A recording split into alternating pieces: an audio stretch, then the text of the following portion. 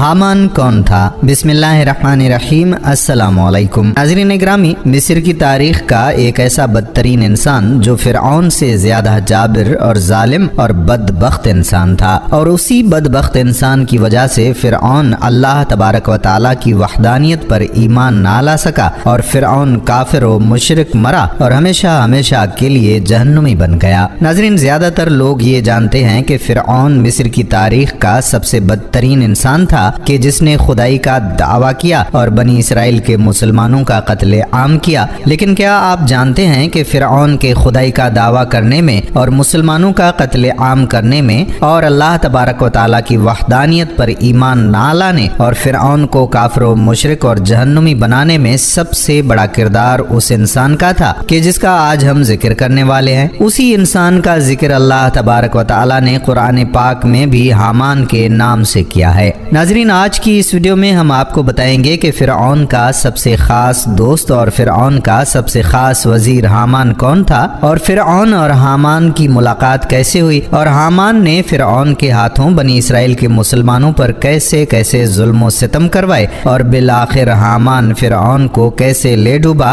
और कैसे फिरऔन उसकी वजह से काफिर व मुशरिक मरा और हमेशा के लिए जहन्नुमी बन गया। प्यारे दोस्तों, इन तमाम सवालात के जवाबात कुरान और हदीस की रोशनी में आज की इस वीडियो में हम आपको बताने जा रहे हैं। लिहाजा आपसे गुजारिश है कि हमारी वीडियो को स्किप किए बगैर आखिर तक जरूर देखिएगा, और अगर आप हमारे चैनल पर नए हैं तो सबसे पहले हमारे चैनल नूर इस्लामिक को सब्सक्राइब कर लें और साथ ही लगे बेल के बटन को भी दबा दें। नाजरीन, अल्लाह तबारक व तआला ने कुरान पाक के 6 मकामात पर फिरऔन के वजीर हामान का जिक्र फरमाया है। हामान के बारे में मुफस्सिरीन लिखते हैं कि हामान मिस्र के वजीर का एक लक़ब हुआ करता था, और जो कोई भी बादशाह मिस्र का वजीर मुकर्रर होता था तो उसको हामान कहा जाता था। जैसा कि मिस्र के तमाम बादशाहों को फिरऔन कहा जाता था, इसी तरह उन्हीं बादशाहों के वजीरों को हामान कहा जाता था। और बाज़ रिवायात में आता है कि हामान उस मखसूस शख्स का नाम है जो फिरऔन मूसा का वजीर था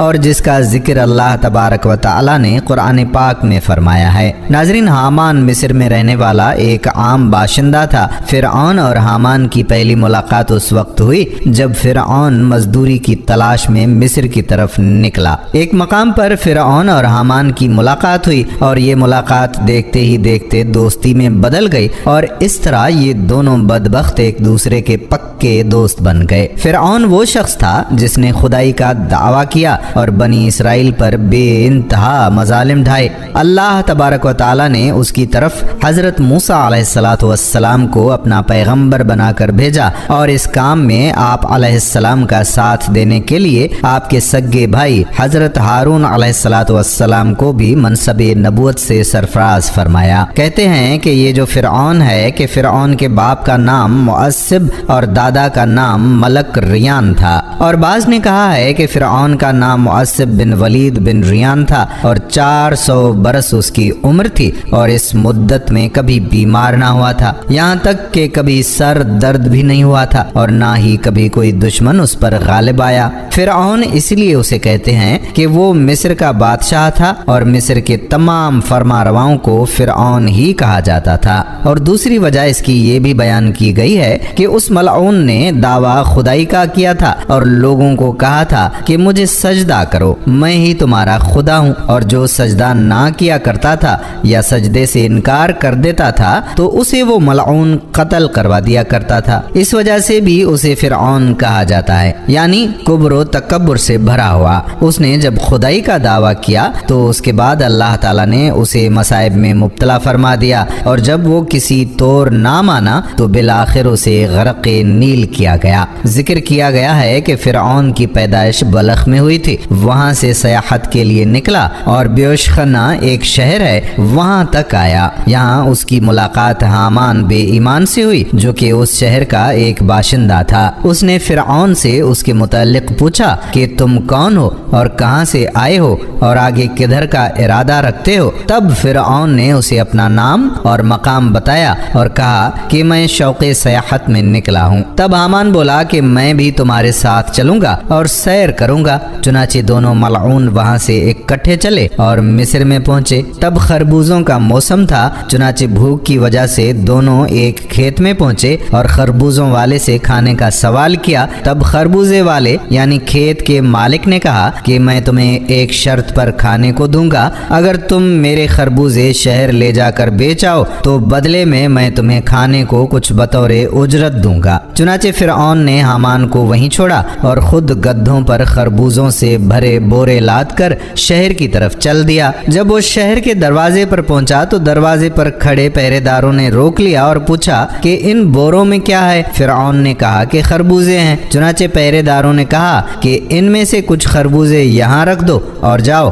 فرعون نے کہا کہ یہ میرے مالک کے ہیں، اس نے مجھے بیچنے کے واسطے دیے ہیں اور میں اس کا غلام ہوں، سو میں بنا اس کی اجازت یہ کسی کو مفت نہیں دے سکتا۔ پہرے داروں نے کہا کہ اگر ایسا نہ کرو گے تو ہم ہرگز تمہیں شہر میں داخل ہونے کی اجازت نہیں دیں گے۔ لہٰذا فرعون نے کوئی راہ دوسری نہ پائی تو ان میں سے چند خربوزے پہرے داروں کو بطور رشوت ادا کیے اور شہر میں داخل ہوا۔ شہر میں بھی صورتحال کچھ ایسی ہی دیکھی۔ شہر کے اندر جانے پر اسے بازار میں گشت پر معمور سپاہیوں نے روکا اور اس کے مال کی بابت دریافت کیا۔ فرعون کے بتانے پر ان لوگوں نے بھی ویسا ہی کیا جیسا دروازے پر معمور پہرے داروں نے کیا تھا۔ پھر جو مال بچا اسے بیچنے کے لیے وہ مناسب جگہ کی تلاش کرنے لگا، لیکن کوئی دکاندار اسے اپنی دکان کے سامنے اپنا مال لگانے کی اجازت نہ دیتا بنا کچھ دیے ہوئے۔ چنانچہ یہاں بھی کچھ خربوزے دیے اور ایک دکان کے آگے اپنا مال بیچنے کو بیٹھ گیا۔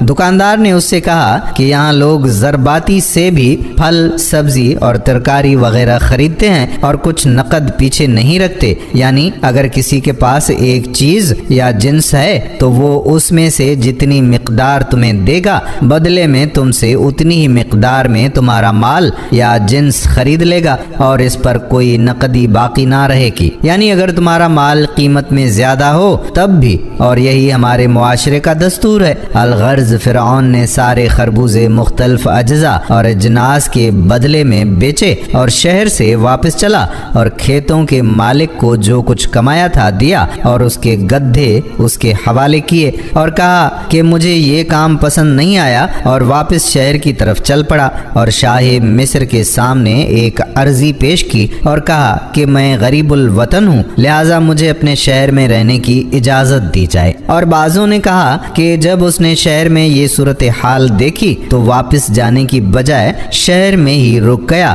اور ایک قبرستان میں قیام کیا۔ اسے وہاں رہتے ابھی چند دن ہی ہوئے تھے کہ کچھ لوگ قبر نکالنے آ گئے۔ فرعون نے ان سے کہا کہ میں اس گورستان کا داروغہ ہوں، لہٰذا اگر تم یہاں قبر نکالنا چاہتے ہو تو اس کے لیے ایک سونے کا سکہ مجھے دینا ہوگا، تبھی قبر نکالنے کی اجازت دوں گا۔ فرعون کی اس بات پر لوگ حیران ہوئے اور کہا کہ ایسا کیسے ممکن ہے کہ ابھی چند دن پہلے تک تو ایسا کچھ نہیں تھا۔ فرعون نے کہا کہ اب سے ایسا ہی ہوگا، میں اس قبرستان کا داروغہ ہوں، پس اب بنا میری اجازت نہ تو تم یہاں قبر نکال سکتے ہو اور نہ ہی مردہ دفن کر سکتے ہو جب تک کہ تم لوگ مجھے ایک سونے کا سکہ بطور خراج ادا نہ کر دو گے۔ تب چاروں ناچار ان لوگوں نے ایک سکہ سونے کا فرعون کو ادا کیا اور اس کے بعد قبر نکالی۔ اس کے بعد اس کا یہ سب چل نکلا۔ فرعون اسی قبرستان میں رہتا اور ہر آنے والی میت کو دفنانے اور قبر نکالنے کے لیے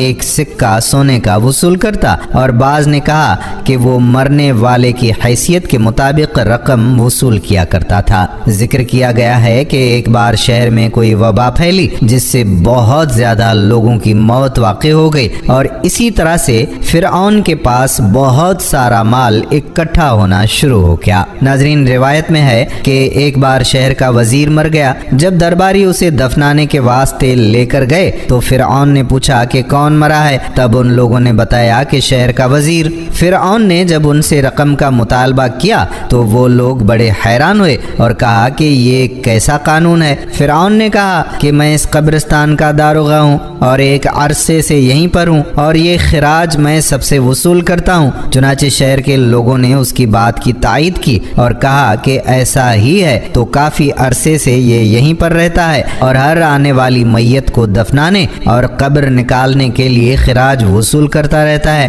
الغرض جب درباریوں نے یہ معاملہ دیکھا تو فرعون کو پکڑ کر شاہ مصر کے پاس لے گئے اور ساری تفصیل سے اسے آگاہ کیا۔ تب شاہ مصر نے فرعون سے پوچھا کہ یہ سب کیا معاملہ ہے، تمہیں اس کام پر کس نے رکھا؟ تب فرعون نے اول تا آخر اپنے شہر میں آنے اور شہر کے حالات کے بارے میں تفصیل بیان کی اور اس کے بعد نہایت ہی ادب سے کہا کہ جب میں نے آپ کے شہر کے یہ حالات دیکھے تو مجھے لگا کہ اس شہر میں کوئی قانون نہیں ہے، جس کے پاس جس قدر اختیار ہے اور طاقت ہے وہ اتنا ہی لوگوں کو لوٹ رہا ہے۔ میں ایک غریب الوطن اور نہایت ہی غریب آدمی تھا، میری قوت بازار میں بیٹھنے کی نہ تھی، اس لیے میں قبرستان میں بیٹھ گیا اور لوگوں سے خراج وصول کرنے لگا۔ نہ کسی نے میرے اس کام پر کوئی احتجاج کیا اور نہ ہی کوئی شکایت کی، اور جو حالات شہر کے تھے اس میں لوگ شکایت لے کر کہاں جاتے کہ اس میں بھی شکایت درج کروانے والوں کو بھی انہیں کچھ نہ کچھ دینا پڑتا،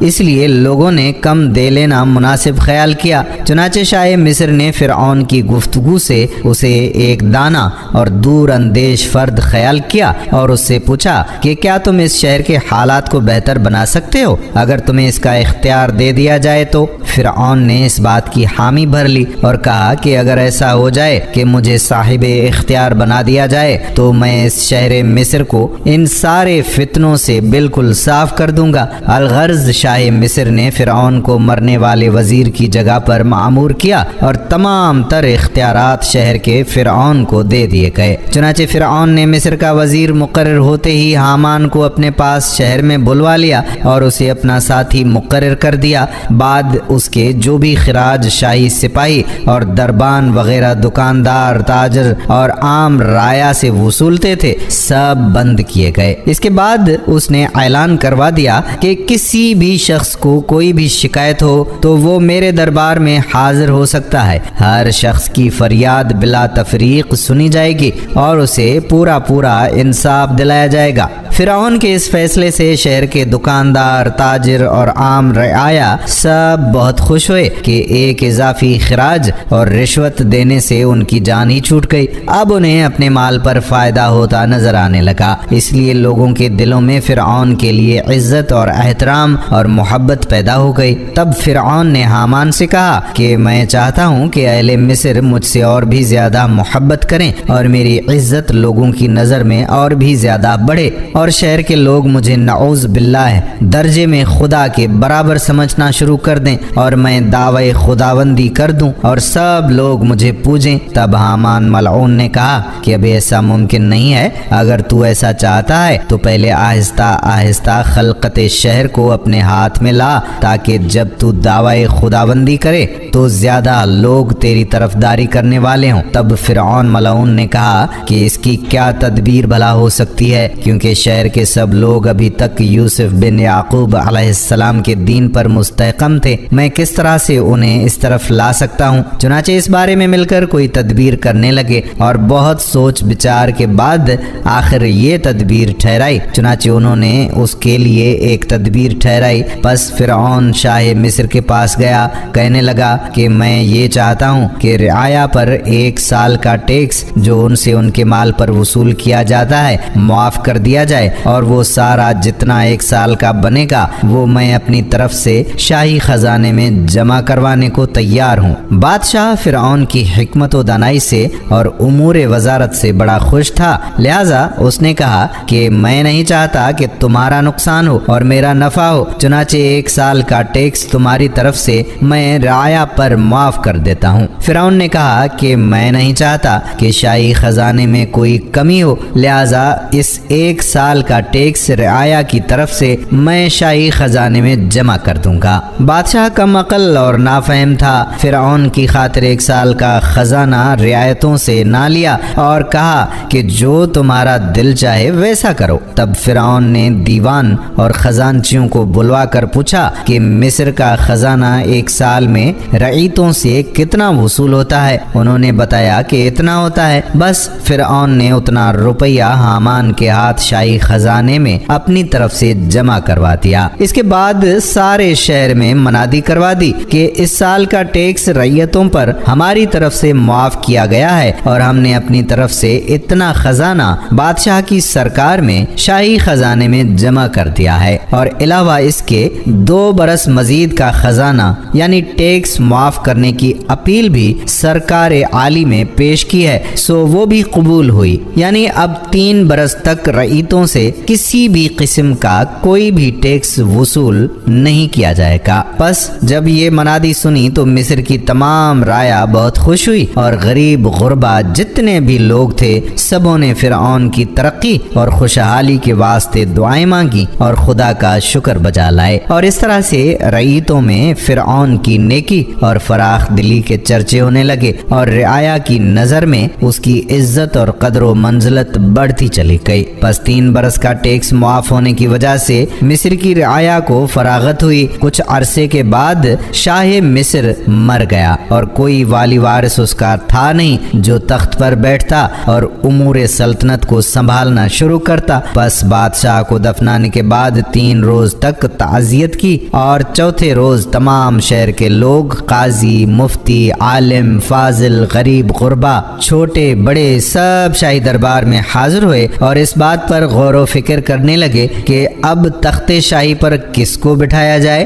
کیونکہ بنا بادشاہ کے ملک ایسے تھا جیسے کہ بنا سر کے دھڑ۔ چونکہ ان لوگوں نے فرعون سے نیکی دیکھی تھی کہ 3 برس کا خزانہ رعیتوں پر معاف کر دیا گیا تھا، اور وہ سارا 3 برس کا خزانہ اپنی طرف سے شاہی خزانے میں داخل کیا تھا، اور علاوہ اس کے کہ وہ سارے ٹیکس بھی معاف کیے تھے جو شاہی سپاہی عوام سے بے وجہ لوٹتے تھے، اس لیے سب اس سے خوش تھے اور اسے اپنا خیر خواہ گردانتے تھے۔ پس سبھی لوگوں نے یہ خیر خواہی دیکھ کر اس بات پر اتفاق کیا کہ فرعون ہی ہمارے لیے بہترین بادشاہ ہے، اور اس مردود کو تخت پر جا کر بٹھا دیا گیا۔ جب یہ ملعون مصر کا بادشاہ ہوا تو اس نے حامان ملعون کو اپنا وزیر خاص منتخب کر دیا، چونکہ اسی کی تدبیر اور اسی کے ہی مشوروں سے فرعون تخت شاہی تک پہنچ چکا تھا۔ تب کہنے لگا کہ اب مصر کے ملک میں مسلم ہمارے ہاتھ آیا ہے اور ہم یہاں کے بادشاہ ہوئے ہیں، اور حامان سے کہا کہ بس اب کوئی ایک ایسی تدبیر کرنی چاہیے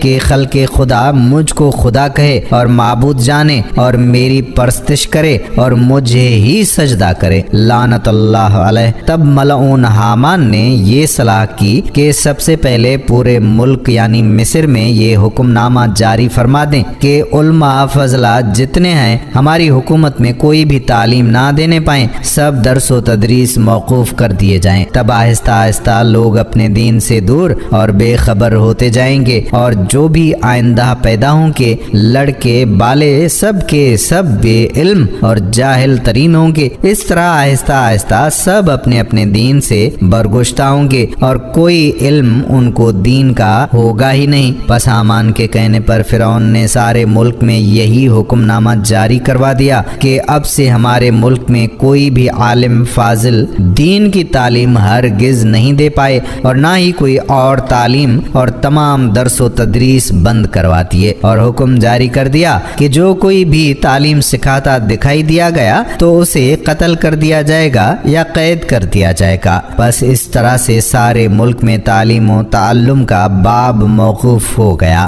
چنانچہ اس خوف سے سب نے لکھنا پڑھنا چھوڑ دیا، اور عالموں میں سے جنہوں نے اس کی بات سے انکار کر دیا تھا ملعون نے انہیں قتل کروا دیا۔ اس کا نتیجہ یہ نکلا کہ تھوڑی ہی مدت میں تمام لوگ جاہل بن چکے تھے اور دین اسلام سے کوسوں دور ہو چکے تھے، اور اپنے خدا بند واحد کو وہ بھلا کر مثل جانور ہو گئے تھے۔ مصر میں تب 2 قومیں آباد تھیں، ایک قوم قبطی اور دوسری قوم بنی اسرائیل تھی۔ قبطی قوم وہ قدیم مصری تھے جو حضرت یوسف علیہ السلام سے پہلے سے ہی مصر میں آباد تھے۔ بنی اسرائیل حضرت یعقوب علیہ السلام کی اولاد میں سے تھے، چونکہ حضرت یعقوب علیہ السلام کا ایک لقب اسرائیل بھی تھا، اسی نسبت سے ہی آپ علیہ السلام کی اولاد کو بنی اسرائیل کہا جاتا ہے۔ لہذا مکمل طور پر جب لوگ جاہل بن گئے تو حامان نے فرعون کو اب یہ مشورہ دینا شروع کیا کہ لوگوں کو اب بت پرستی کی طرف بلاؤ۔ چنانچہ ملعون فرعون نے لوگوں کو بت پرستی پر لگا دیا۔ لیا۔ تب قبطی قوم اس بت پرستی پر مائل ہو گئی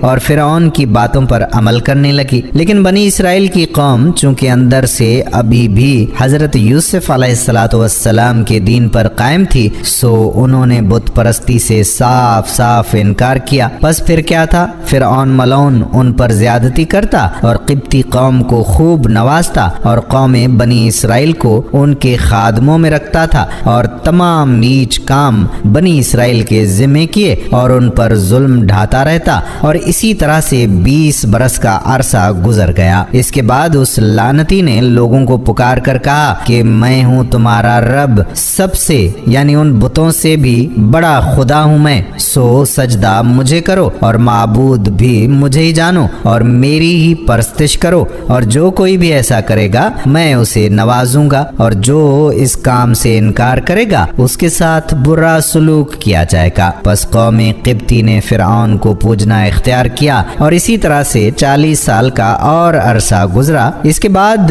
ان تمام بتوں کو توڑ ڈالا گیا اور کہا کہ اب سے میں تنہا تمہارا رب ہوں، بس صرف اور صرف میری ہی پرستش کرو۔ قبطی قوم جو فرعون کو پوجنے اور سجدہ کرنے والے تھے انہی پر خوب نوازش کیا کرتا تھا اور بنی اسرائیل کو تکلیف دیتا تھا کہ وہ حضرت یوسف علیہ السلام بن یعقوب علیہ السلام کے دین پر تھے، اور جزیہ کے عوض فرعون ان سے قبطیوں کی خدمت کرواتا اور تحقیر کرتا، اور جن کاموں کو حقیر سمجھتا تھا اور محنت اور بار اٹھانا، لکڑی چیرنا، گھاس کاٹنا، جھاڑو کشی کرنا اور گوہ گوبر پھینکنا، ان سب کاموں میں مقرر کیا گیا، اور علاوہ اس کے انہیں شہر اور دیہاتوں میں اپنے تابعین کی خدمت میں بھیج دیا اور ان کی عورتوں سے اپنی عورتوں کی خدمت کرواتا تھا۔ الغرض ہر طرح سے ان کی تذلیل کرتا اور ان کی عزت و وقار نہ کرتا۔ ایک عورت جن کا نام آسیہ تھا بنی اسرائیل کی تھیں اور اپنے آبا و اجداد کے دین پر تھیں اور اس دین پر مضبوطی سے قائم تھیں، اور وہ اپنے حسن و جمال اور خوبی و عادات و خصائل اور اعلیٰ اخلاق کی وجہ سے شہرت بھی رکھتی تھیں۔ انہیں فرعون نے اپنے نکاح میں لے لیا تھا، اور بعضوں نے کہا کہ فرعون نے انہیں اپنی عقیدت مند سمجھ کر عزت کے ساتھ اپنے محل میں رکھا ہوا تھا، مگر وہ اپنے دین میں مضبوط تھیں اور کوئی کام خلاف شرع نہیں کرتی تھیں۔ ناظرین، یہاں آپ کو بتاتے چلیں کہ حضور پرنور صلی اللہ تعالی علیہ وآلہ وسلم نے 5 عورتوں کی پاکی اور بزرگی بیان کی ہے۔ ایک حضرت موسیٰ علیہ السلام کی ماں، دوسرا مریم بنت عمران اور حضرت خدیجۃ الکبریٰ بنت خویلد، حضور صلی اللہ علیہ وآلہ وسلم کی زوجہ محترمہ، اور ایک اپنی بیٹی حضرت فاطمہ الزہرا بنت محمد صلی اللہ علیہ وآلہ وسلم، اور حضرت بی بی آسیہ رضی اللہ تعالی عنہما اجمعین کی کہ یہ سب صالحین تھیں۔ الغرض قوم بنی اسرائیل کی ایک مدت تک فرعون کے عذاب میں اور اس کی قوم کی خدمت گزاری میں گرفتار رہی۔ مرد و عورت اس قوم کی خدمت گزاری اور بار برداری میں رہتے اور صبر کیا کرتے تھے، پھر بھی اپنے دین کے خلاف نہ چلتے اور دن رات اللہ رب العزت کی یاد اور استغفار میں مصروف رہا کرتے تھے۔